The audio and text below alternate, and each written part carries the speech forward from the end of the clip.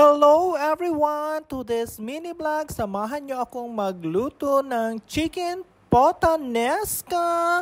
Italia ang atake natin ngayon mga mani.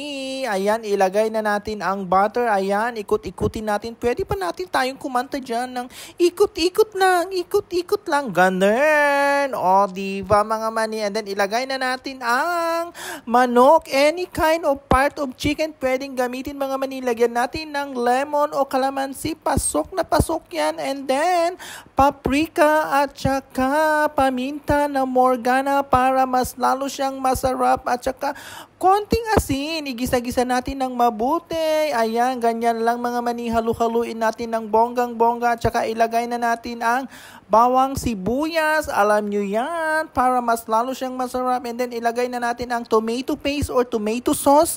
Pwede yan. Walang kaarti-arti o, diba? And then ilagay na natin ang parsley. More parsley, more masarap. And then green olives. Bulol na ang mani. Please like, share, and comment. Bye!